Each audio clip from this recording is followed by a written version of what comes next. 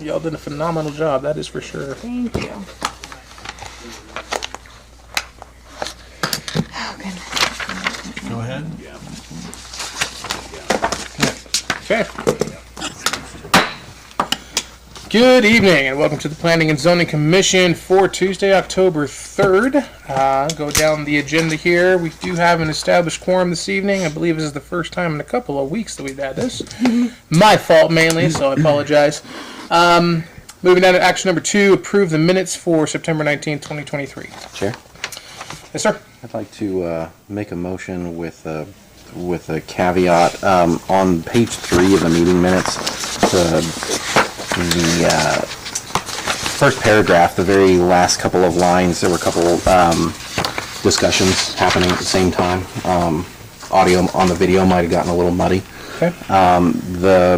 The last line, there were multiple conversations happening at the same time, which made the answer to, regarding charging for EDUs inaudible. I was hoping that we could, I spoke with Chris about adding through interlineation. The discussion was pertaining to the quarter EDU per unit of billing, and that after the 6-month mark, that those RV spots are billed at, or should be billed at, a full EDU. If it's occupied for a consistent 6-month period. Okay, that sounds wonderful and I like it, but I need you to write that down on what I need to sign. There you go. So with that, I'd like to make that motion with that condition to add language through interlineation. Second. Interlineation. Okay, so I have a second. This time I'm actually going to call for ayes. So Travis? Aye. Billy? Aye. Christina? Hi. Scott? Aye. An aye from me as well. So that motion will move forward with the edited statement as you've stated. Recognizing any person who's not on the agenda this evening? Seeing none. Anybody have conflict of interest or ex parte contract of declarations? None. None. None? Okay. With the commission's approval, I would like to, at this point, move number 6 up to number 5, if I could, for new business. It's the preliminary plat from Jennifer Loveday. Does anybody have any quarrels or problems with that? Nope. No. Okay, so in that case, then, we're going to skip public hearing and action for this for right now, and we're going to move to new business, which is the preliminary plat extension for Jennifer Loveday. Request to extend a currently approved preliminary plat for 365 days. Mr. Chris? Well, sir, this one is pretty cut and dry. So as we've gone through a couple times this year, plats expire after 365 days. Ms. Loveday has, on behalf of her company, submitted a request to extend the plat for West 8th South for another 365 days. They did meet the submittal requirement deadline, as this was submitted on the 21st of September 2003. The original was approved on October 24th, 2002. So she is here with us. Okay, she's been coming up.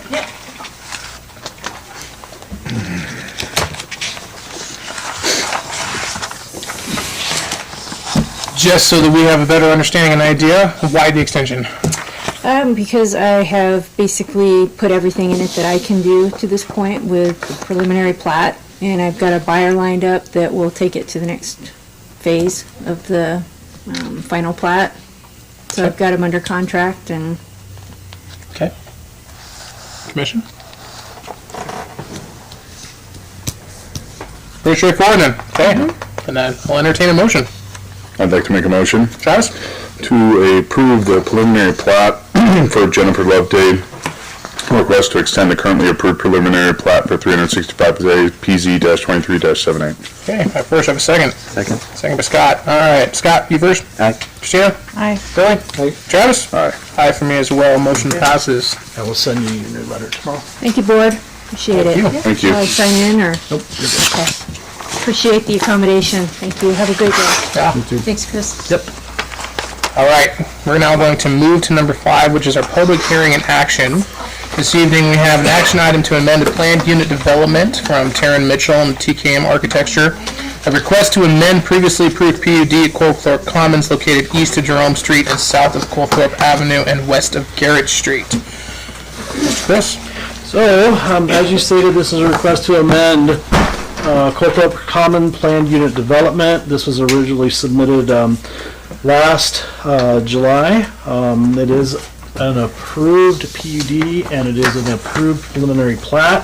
Mr. Mitchell did meet all of the requirements as far as compliance with the comprehensive plan, and he did make all of his public notice requirements under the required deadlines. And Mr. Mitchell is here to speak with us.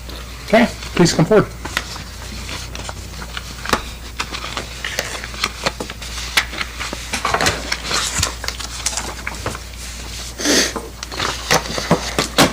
There you are, sir. Thank you, sir. Absolutely.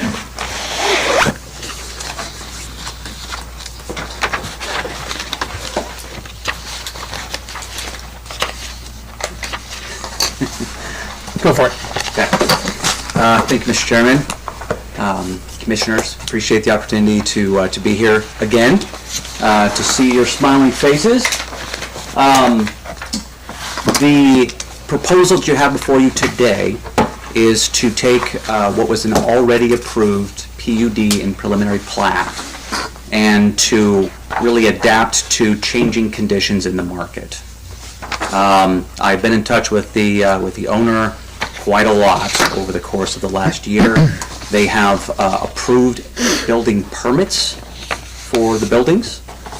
And so what they found is that we're having a really, and I'm sure you've heard this before, developers are having a really hard time getting financing. It's only getting worse. And was informed the other day that the banks and lenders are expecting upwards of 50% cash equity for projects to move forward. Whereas before, they would take simply just land as collateral.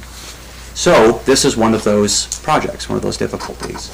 The owner is apologetic that he couldn't be here today, so he's on business in DC at the moment, and has asked that I go ahead and explain the reason for the change or the requested amendment. And with that, I have a short presentation to explain the project a little bit more. So you've seen these before, and the proposal for Colthorpe Commons is right behind the Chevy dealership on Air Base Road and right behind the now completed Vrista. This graphic here shows that sort of to head off that multifamily and townhouses were out of place in the neighborhood. This gives you an indication of multifamily, townhouses, and apartments there within just a couple of minutes walk. Mm-hmm. And so very befitting, and it's especially even more befitting because we are off a major collector in State Highway 51. This gives you historic conditions up until just recently of what the neighborhood and surrounding area looks like. This would be the entrance onto Garrett, Northwest Garrett, and Air Base.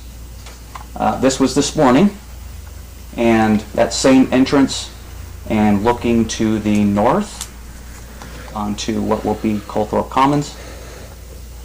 This is at the corner of Colthorpe and Garrett. That was historically, this is what it looks like.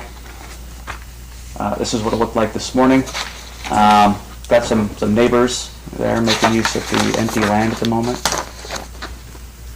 Historically, again, because it's been vacant, really, I think, forever. The land has been used by neighbors for overflow. So this is at the corner of Colthorpe and Jerome. Colthorpe and Jerome, again, neighbors, I think, on this side that have made use of the land. This shows a little bit of existing context, a very nice house located across the street to the north. Here is the townhouse project that is one street up. These are the very nice townhouses that are being constructed now on Foster and Bradford. In the distance, you can see a very nice home that was built. It blinked out. It'll be back. There it is. There we go. Duplex houses that are close by in the neighborhood. This was that same very nice house that while it was being built on Bradford. A little bit closer, that was this morning.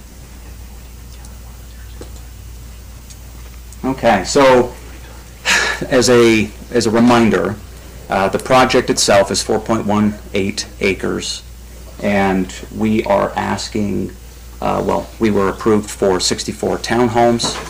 We had 3, and this is where the amendment comes into play. So originally, we had 3 parcels that we wanted to do. The parcels would be for each phase of construction. The owner has since decided that it would be easier to get them funded and built if we had each townhouse on its individual lot.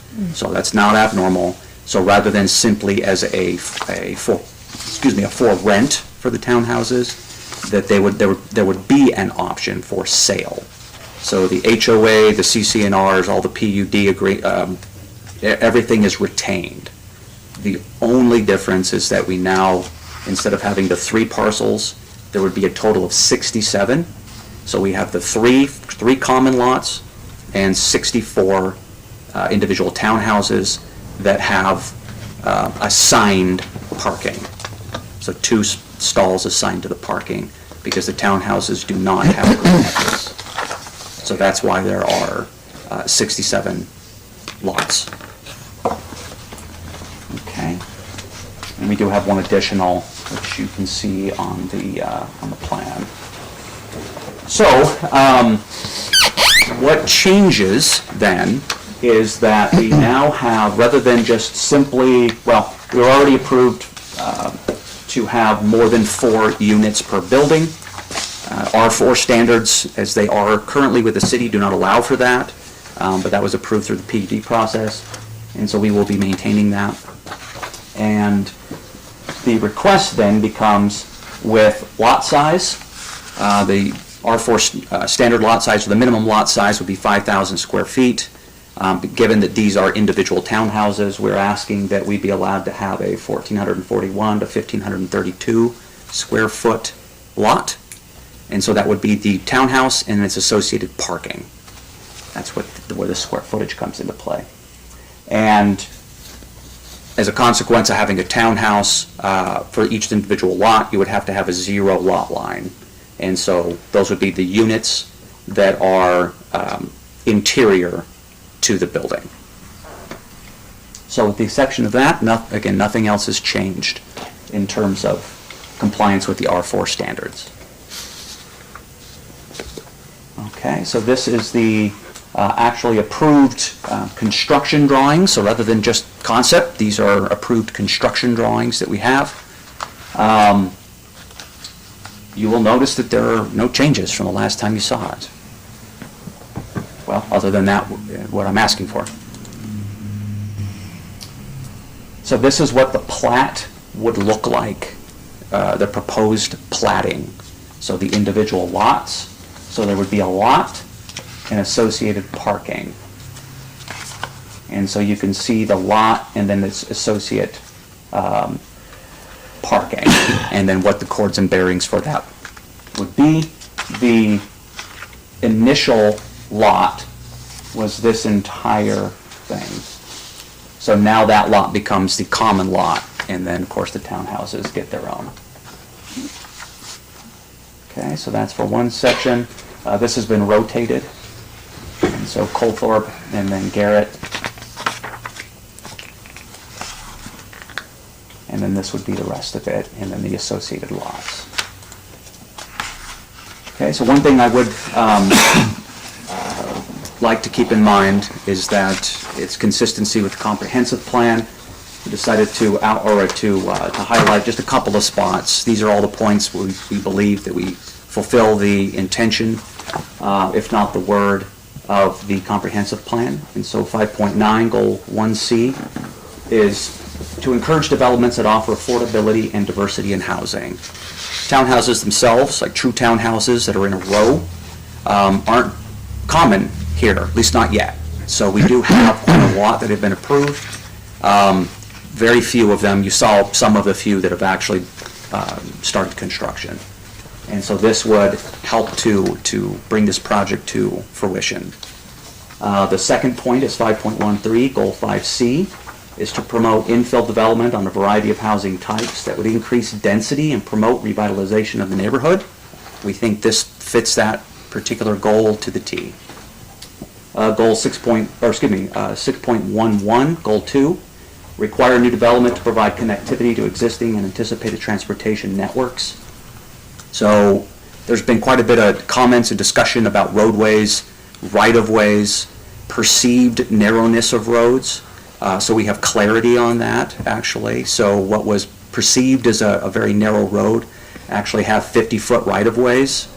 The reason why they seem narrow is because we just don't have that, the right-of-way's not developed. And so what will be, what is currently the paved roadway will be expanded as these projects move forward. In the preamble that I gave is showing the existing conditions. You can see that with the streets. So the portions that have been, I'll take Jerome, for instance. So if you come in off Airbase going north, you can see how wide the road is, and then right when you can tell when you hit the county, because the road, I think it shrinks by 10 or 15 feet. It's quite a lot. It's pretty sizable. So those roadways would be improved to allow for a wider right-of-way. Okay. Another item that I thought would be useful in this particular planning and zoning meeting is under 8.3 existing conditions. So I dog-eared the comprehensive plan. So what are the existing conditions? What is the context that we speak of and that we hear of quite often? And so in the comprehensive plan, I think does a very good job of outlining what is the context that we're speaking of. So in 5.5, under housing of the comprehensive plan, there are two paragraphs I'd like to highlight, and it says, why is it so important to plan where housing goes and what type of housing it is? That's a question. And so it states, no single type of housing can serve the varied needs of today's diverse households. Smart growth represents an opportunity to increase housing choice, not only by modifying land use patterns on newly developed land, but also increasing housing supply in existing neighborhoods and on land served by existing infrastructure. Taking advantage of infill land and adding units such as attached housing, accessory units, or conversion to multifamily dwellings to existing neighborhoods creates opportunities for communities to slowly increase density without radically changing the landscape. I think do believe Colthorpe is, again, fits that to the T. And then the last portion of the comprehensive plan I'd like to highlight is in Chapter 8 in community design. This falls under Section 8.3, existing conditions. And this is something that I'll highlight, or I did highlight, excuse me.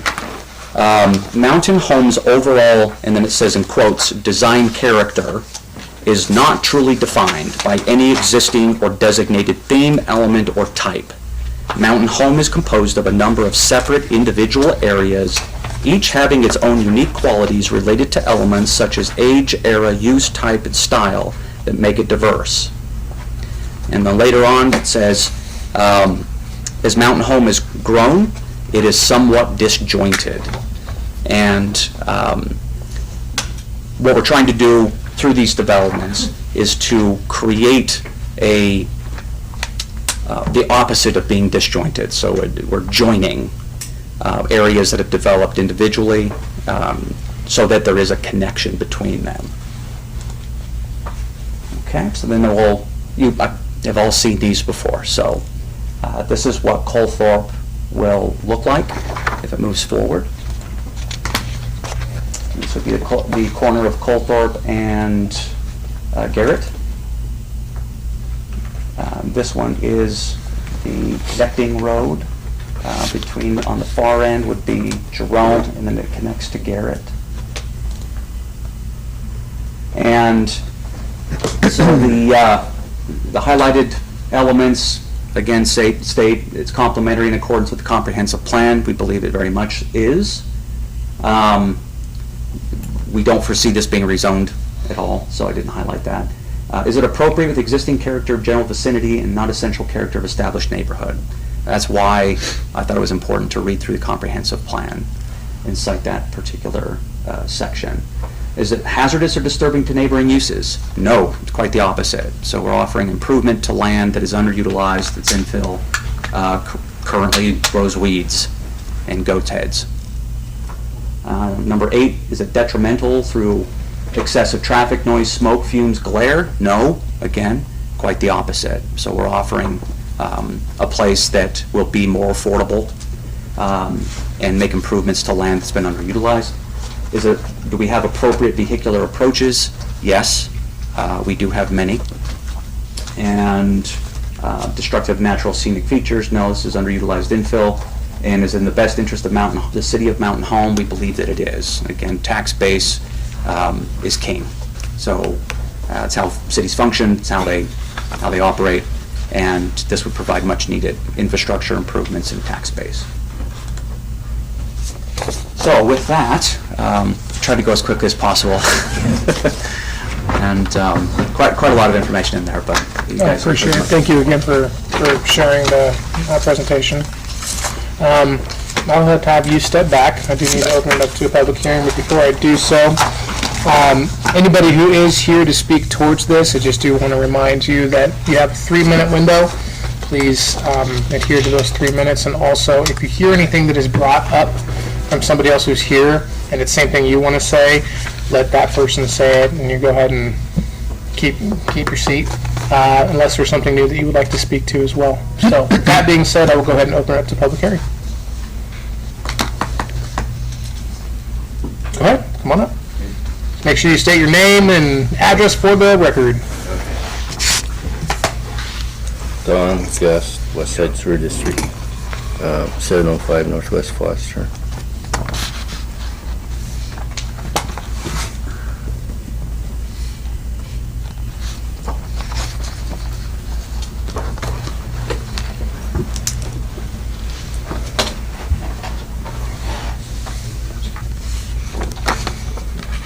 So, I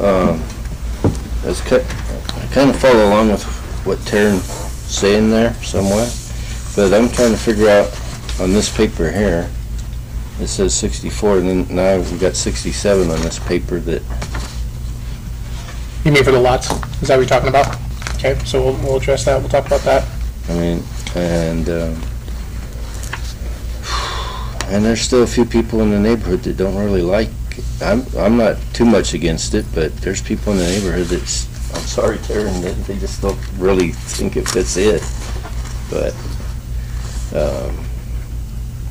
I just don't know what to really say there too much about it,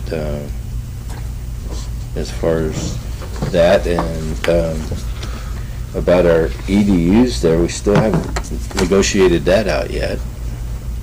We're waiting for the lawyers to figure that out. I talked to mine, well, I didn't talk to him, I left word for him to call me, I haven't heard back from him. Try to get with him next week, see what we can find out. Okay. That's pretty much it. Thanks, Tom. Appreciate it. Mr. Gust, Yep. Do you have an idea how many EDUs you have?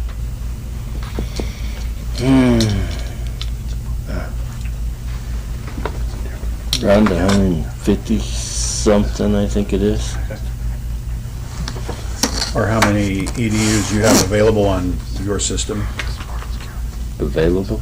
Yeah. Not real sure. I'd have to look that up for sure. Okay.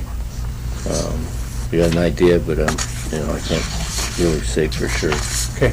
But I know if we drop, depending on what you guys do with swells and some of that other stuff down there, that makes a difference. What we have. Okay. Thanks, Tom. Can I keep my sign-in sheets? Oh, sorry. I didn't mean to take that. Too much paper. No, appreciate it. Anybody else? Okay, seeing none, I'll go ahead and close the public hearing for this one. Real quick, just so Don, you understand, 64 to 67 was parking spaces. Parking spaces, based according to what Taryn was saying. Lots. The lots based because of parking spaces, correct? Yes. So that's the difference in the numbers, is the lots changed based on what the parking spaces needed for those lots. So there's 67 parking spaces there. There's 67 lots. Yeah. And there's going to be, how many? 67 houses there? 64. 64, and the three are the parking spaces needed for those lots. Yeah. Now that could- Common lots. Common lots. Yeah. that makes sense. Do we need to have a conversation about the EDUs? Mr. Chairman, I don't know. I'll let our attorney answer that question. I know we're working on stuff with that, so. Right, so if I may, Mr. Chairman. Please. So the attorney for the West Side Sewer District and the City of Mountain Home and the Public Works Director and I and I think the chairman of your board, was he the chairman that? Yeah, they were almost had all their floor here. Yeah. So we met and went over what the current agreement is on kind of a pass-through, how and whether the rate is correct, whether the connection fees that are charged. But if this development is inside the boundaries of the West Side Sewer District, it's probably correct to say that this development must connect to the West Side Sewer District. And that's the way we're proceeding or understanding. So I've been in contact with their attorney as well. So I think, and given that this is 64 equivalent dwelling units, and they have somewhere in the neighborhood of 150 EDUs, it should be within their capacity. So, but that connection ultimately will be up to the developer to connect to the right utility, whether it's West Side Sewer or the city. So. And kind of piggybacking off that, I mean, their district in the agreement had so many EDUs to do. More EDUs can come through that district and out. So like they're annexed somewhere, I mean, so there is more capacity than just what the West Side Sewer has. Yep. Right. So, In that whole infrastructure. in the whole infrastructure. And I do have one other thing, Mr. Chairman. Yes. I don't, because I can't remember how it was. So now that it's changed to an individual lot, it has to be metered. Each building has to, or each lot has to be metered, not just the building anymore. So And the developer doesn't. I think they knew that, but I just want to let you guys know that Yep. that's in there, that because a lot can be individually sold now, it has to have its own meter. Okay. Whereas And its own Whereas- connection. and its own, and its own connection and everything. So it had its own, instead of just one connection into there now, there has to be for each of them. Okay. Commission? Did we close the public hearing already? We did. I have a couple of questions, if I can, Sharon.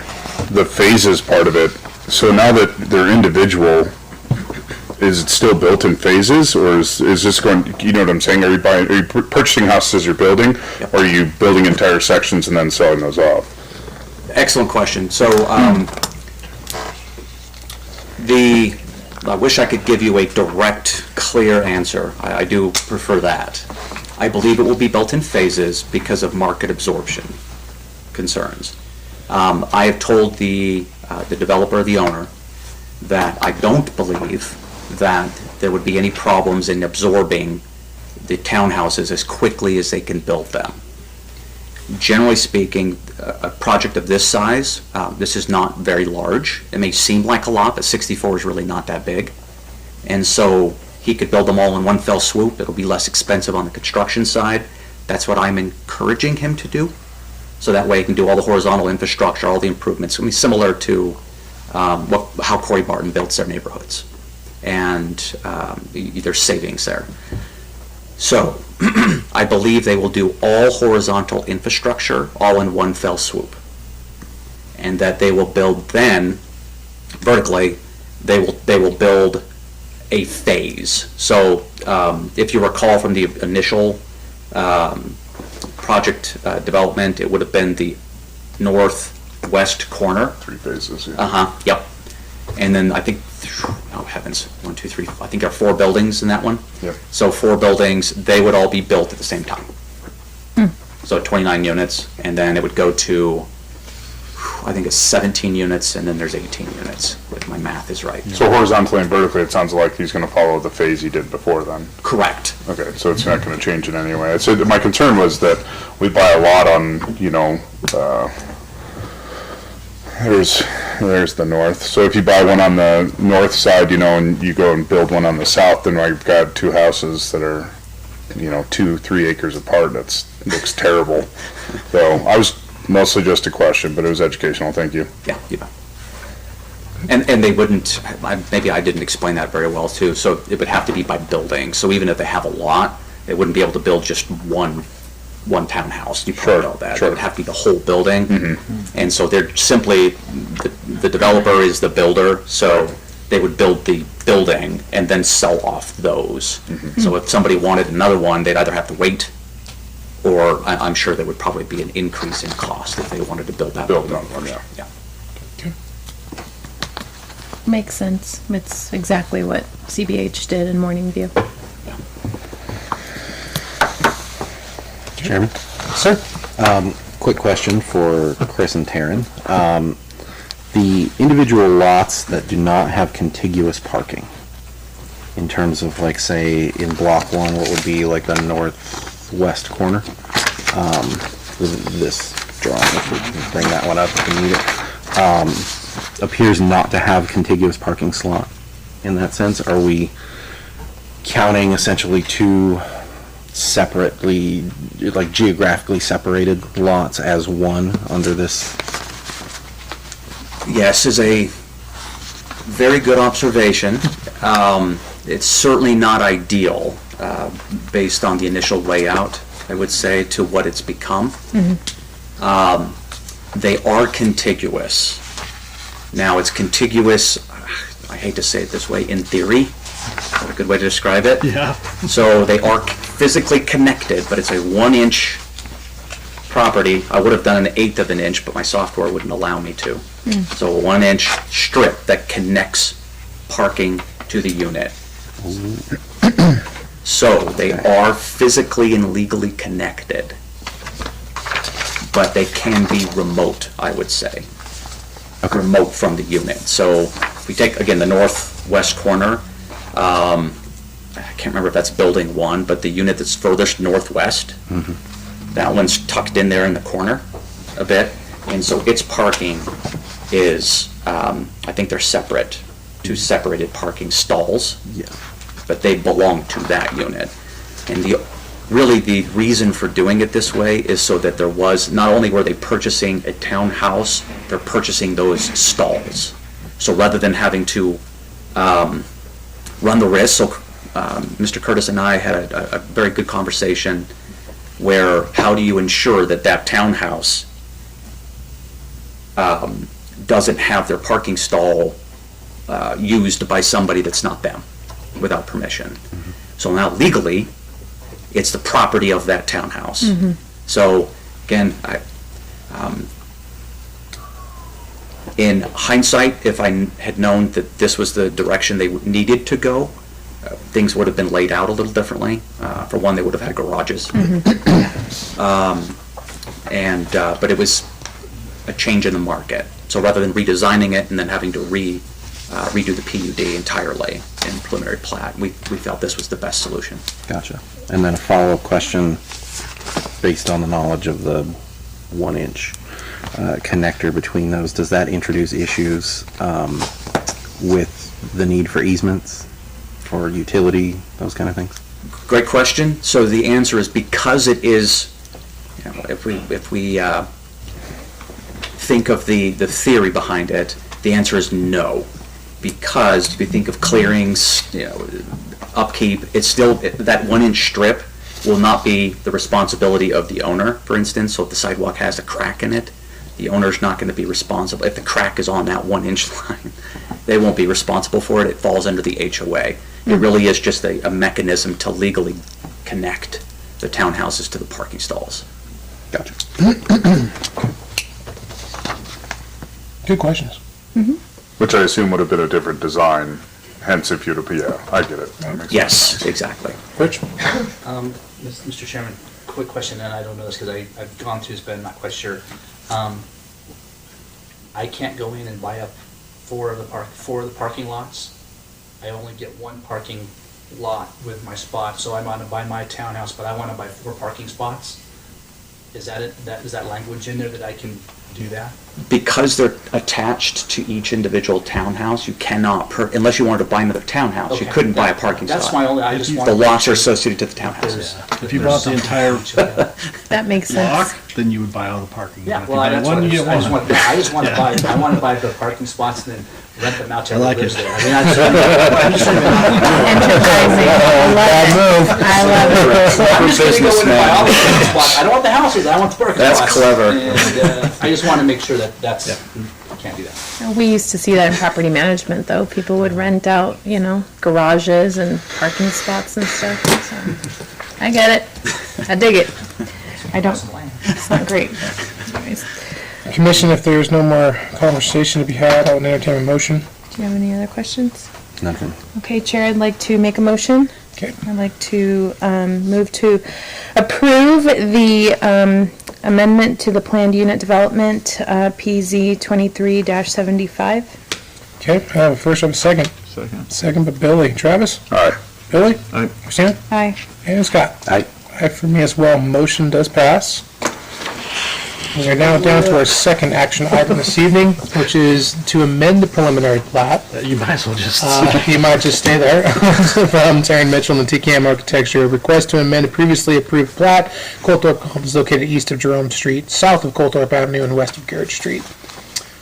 So, to go back to what we just talked about a minute ago, this was a previously approved plat, was approved October 24th of 2022. Mr. Mitchell did make all the public notice requirements as with the PUD, they were all done together, and it's the staff's determination that it is in compliance with the comprehensive plan. And Mr. Mitchell has another presentation, I believe, or is that? No. No. Is that, okay. All I wrapped know up there's in more to what you sent me is why I say that, so. I build in in case questions arise. I just knew there was more to it. So really, before I ask it, really the only amended to the preliminary plat is just to make it those separate. That's it. It's to increase the number Yep. from 3 to 67. Yep. And for clarification, I think everybody understood, the townhouse is physically connected to two parking stalls, each one of them, and there's one accessible stall that is communal, even though the development is not required to have an accessible stall. Okay. Okay. Well, then I'll just kick you back, and I'll have to open this up for public hearing as well. Again, this is just about opening up from 3 to 67. Anybody? Where are we on The only difference that's being made is that instead of having 3 separate, what's the word I'm looking for, please? Lots, thank you. You now have 67 individual lots that are going to be sold off separately. That's it. If you have something, question something, come on up. I need your name and address, please. Yep. Sign in, and then speak your name and your address for the. Okay.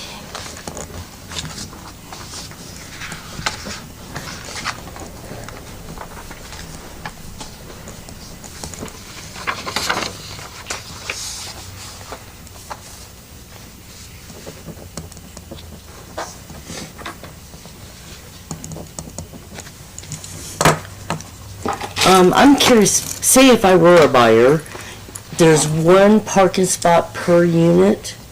2. There's 2. There's 2. Okay. Yep. Is there any covered parking by chance, seeing as how there's no garages? We will ask. That's a good question. Okay.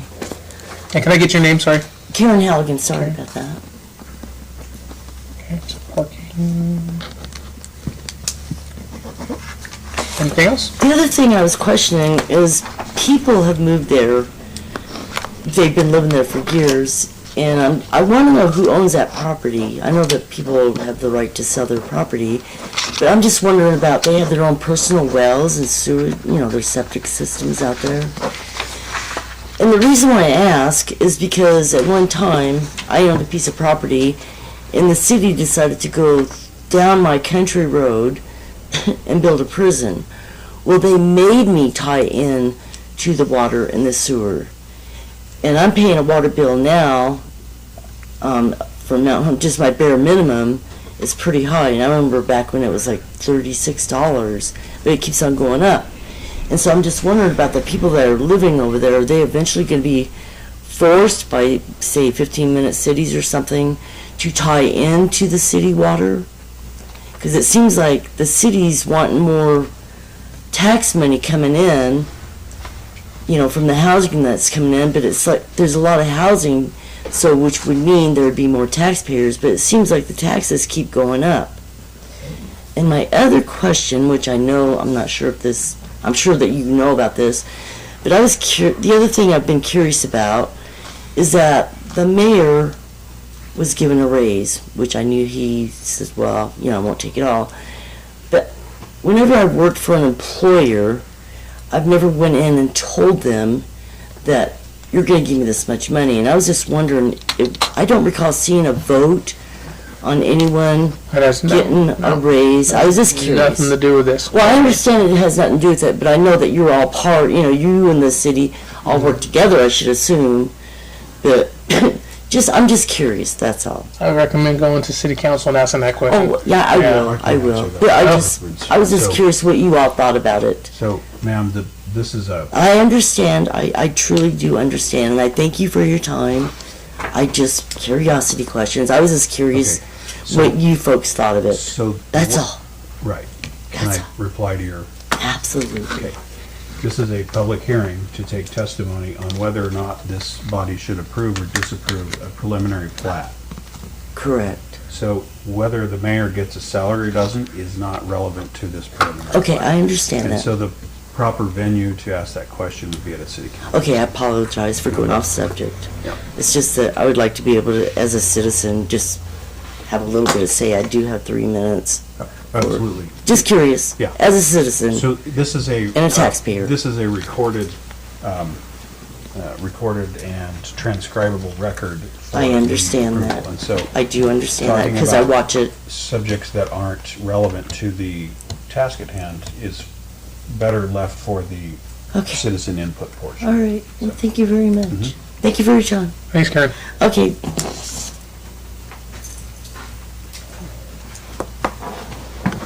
Don, you want to come back up? Yeah. So, do I need to sign again? You're good. Okay.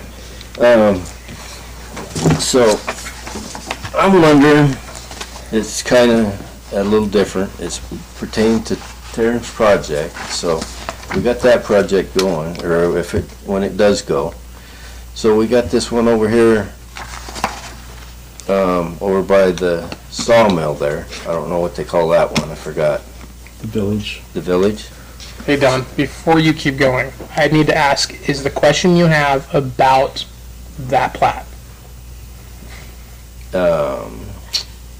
It's about, Only it gonna that. be- That's the only thing is we there can gonna discuss be- right now. Okay, yes, it is. Okay. So, is there gonna be enough water and stuff for all this when the rest of this takes whatever over there too? And that, I'm kinda worried a little bit, Not that, and I don't know, you got fire hydrants there too, I'm assuming, huh, right? Okay. But, yeah, I'm just concerned we're gonna, maybe get too many houses out there before some of the others get done, and I hate for him to get stuck with, sitting in the middle of something, or whoever the developers are, just, under him. You know what I mean? That's my main concern. I don't really want to see anybody lose a lot of money there. Perfect. Okay, Thanks, Don. thanks. Okay, seeing nobody else, I'm going to go ahead and close the public hearing on that. Taryn, why don't you go ahead and come back up? coverings on the parking?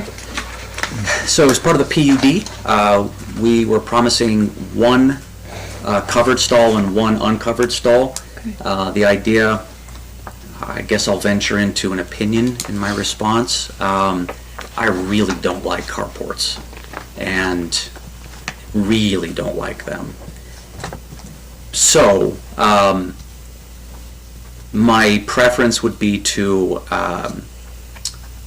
fulfill our responsibility, so to promise one covered stall per unit. And ultimately, what I believe will happen is that all of these stalls will be covered. Okay. So I added information you didn't need, but I really don't like carports. Can I ask why? So, I'm not gonna pick on, I'm not gonna name the project. So there's an existing apartment, and I believe the owner told me that a box truck, so somebody was moving in and had a box truck. For whatever reason, they didn't seem to know that the box truck was taller than the carport. Oh dear. And so they backed into it, Oh no. and then they accelerated. Oh no. Yeah, and so carports are pretty light gauge steel, so it bent it, and you get metal fatigue. You can't hit it with a sledgehammer and straighten it out. You guys know that. I know you know that. So, so they would have to. Well, it's last time I saw it's still there, mangled. So I would have preferred garages, and I known it was going to go this way. I would have pushed it. But it was, at the time, it was intended to be rentals, so. Is that, I'm trying to be PC about it. No, good job. Somebody says Good there's no job. carports. Definitely validated. Yeah. Okay. Rich and Jeff, question for you. Can the city force anybody to get on water? We've had this question before. Can they force them? I can, I Legally? mean, we'll So- let them do that. so if you are in the city limits, if your property is inside the city limits, and you must connect to city water. If you're outside the city limits, you don't have to connect to city water. In fact, you're not allowed to connect to city water. If you're gonna connect to city water, you have to agree to annex. And further, just to further that, there's, regardless of any building, any establishment, anything like that, there's no forcing, correct? There are provisions to force annex if a property owner has executed an agreement. So there are instances in which there are people outside the city limits who may have talked the city into saying, we'll connect your water or we'll connect your sewer, provided that you agree to annex into the city when you become contiguous to the city. That has to be recorded, and then the city executes that. Okay. And then that exists as a consent to annexation. So a lot of times, kind of off that also, so if we take Daniels Road, when we took the big trunk line out through there, so they did offer, actually everybody has a stub into off of that, because you want to put it in when you're doing that. So we have quite a few people that are not in the city that have said, yes, we would like to hook into it. So anytime we have something like that, a project where, even on 14th, so there's some houses that are across from the field that are in the county, we did put water connections, meters. We didn't put meters, put the boxes, so that anytime that they want to annex and come in, that they can. So I mean, those are things that you just do with that, but for the most part, it's voluntary if you wanted to get into some of those, if there's a new construction, and I'm not quite sure what she was talking about with the prison and where it was, so. Okay. Thank you. Commission, anything else that I missed or you want to add up? No.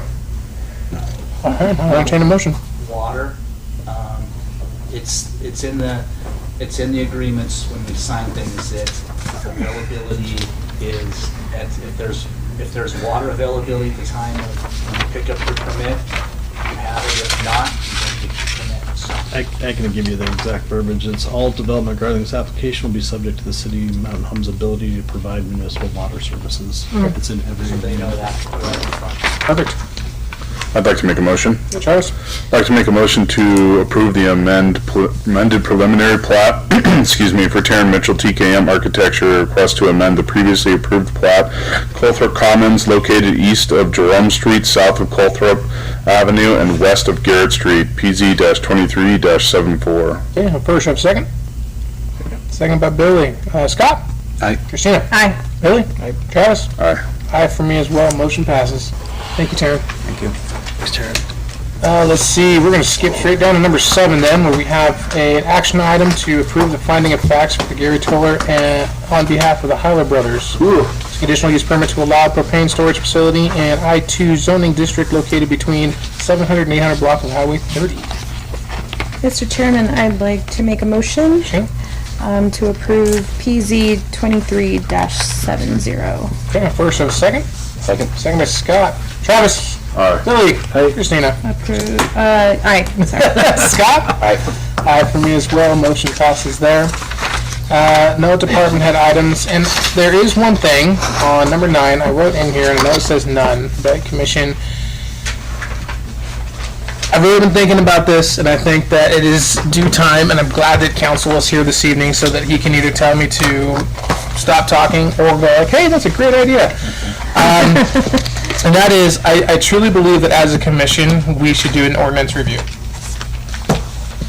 It is, I believe, in our purview as a commission to look at the ordinances within the Mountain Home City planning and zoning ordinances and review them. Are we talking all of them?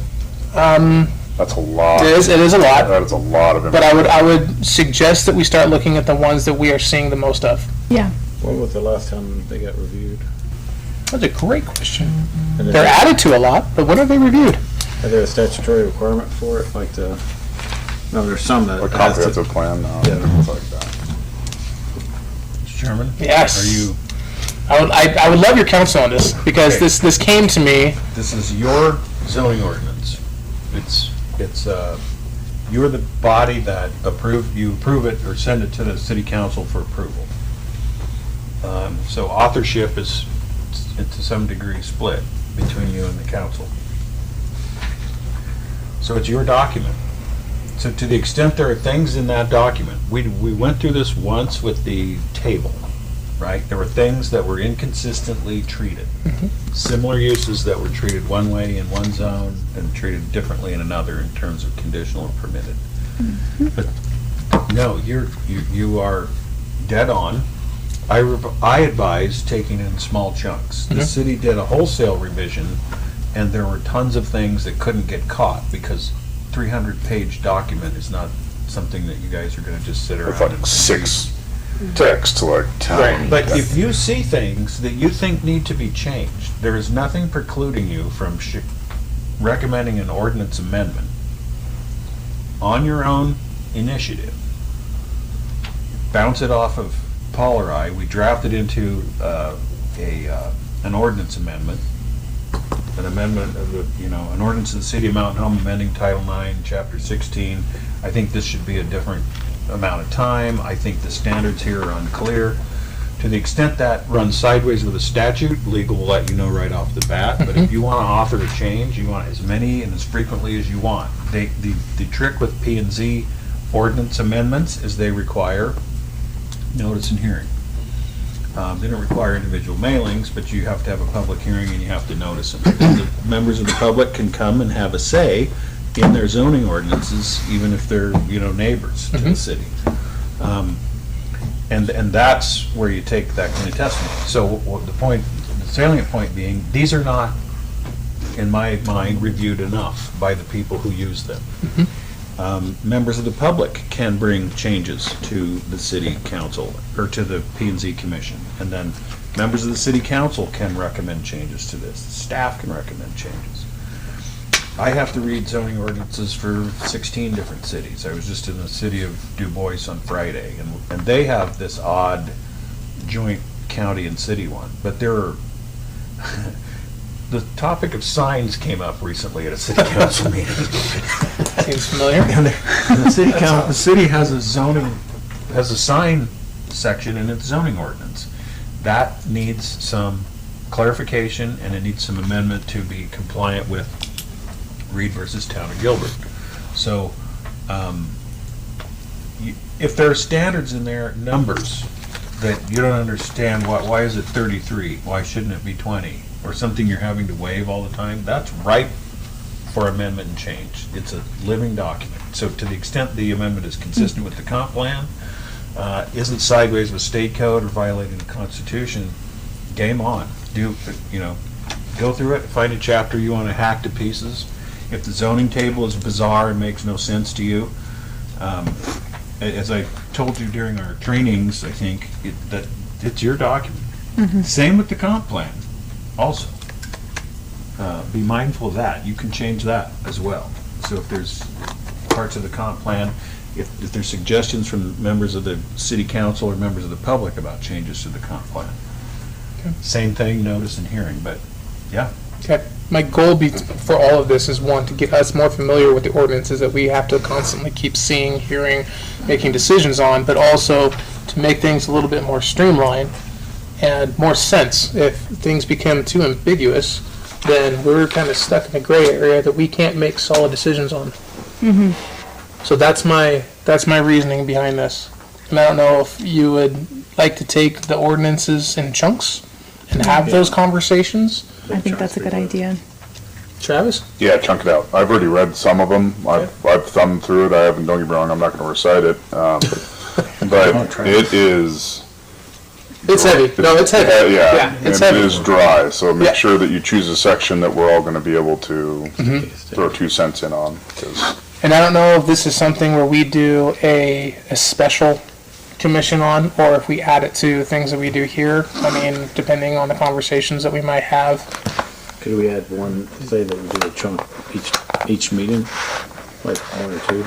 Yeah, I mean, I'm good with that too. I mean, if we at least have a conversation each meeting, I mean, we all do our homework. Should we have an opening for public comments as well? I think that would come when we then decide, yes, let's move forward with changing. Okay. Until then, let's have a conversation about what may need to change and how we might change it. And then from there, we'd have legal write it up, and then we'd have that public hearing on it. Do we want to have these attached to these meetings or create workshop meetings? That's my to accomplish question. that? Yeah, I think a special meeting might be best, because then that way, I don't know, We may have a little more time. Yeah. Yeah. a little bit more time, nobody's pressed. Especially if it slows down. And it will. Yeah. That's another reason why. It's winter timing. Good timing. So, another thought, Mr. Chairman, if I might add, you will recall there was some sentiment to address, discuss, enable accessory dwelling units, which would have been an amendment to the ordinance. Ordinance. That's a so also note there's a difference. So this, what we talked about tonight, was a site-specific one where you had an applicant who had rights, you had people adjoining the property have specific rights to be notified for this, and then because this is a sequential thing to be approved by the city council, they have to receive the record from you and make the decision based on the record that they have before them. Legislative acts are different. They're not quasi-judicial. They affect everyone in the same way. So unless it's rezoning a specific piece of property, a purely legislative act like that, and as you may recall, we had a joint meeting with you folks and the city council. So that your proposed amendments, which ultimately have to be approved by the city council, you can work jointly together in hashing that out. So that one was ultimately rejected, but you may have other amendments you want to see what the sentiment is at the city council level to see that it's going to get approved. And in that respect, there's nothing precluding you from having a joint P&Z and city council meeting together to agree on what those amendments should look like, and then they ultimately get adopted, along with the public hearing process, which is also required by statute. So just another thought. Thoughts? So we do the special meeting and we bring in the council as well? You could start with your own special meeting, Right. hash it out. Okay, this is what we've come up with, and Yeah. you've all got it. And then we Bring in draft council, it, and or- then bring council After we in come and go, is this along. something you guys think we should do? You know, we don't want to spend a lot of time on something that's going to get shot down. Okay. And then draft it, hold the hearings and approve it. I think it would be very beneficial for us to go through it, have those conversations of what may need to change and what may not need to change, and we can keep the same. And then once we get that point, then say, okay, let's move forward with drafting it up, bring in council and say, is this even gonna go anywhere? That way we don't have to have a public hearing on something that's not gonna move anyway. Right. So, Agreed. okay? Yep. So with that then, do we want to start with a specific set of ordinances? I think we should venture through it, and each individual person should bring, I think a lot of people here on this or in this council or commission will have a lot of the exact same sections, because I already know what I'm gonna bring up, and Okay. I think just bringing some to the table, for everything that's different, then we'll just choose one. Okay, Perfect. awesome. Yeah. Your legal department may have some suggestions. I like it. I like We it. might have our He may own. not be the only one. Perfect. The This is officers like, also- I would like to. All right. All right, Commissioner, is there anything else? Nope.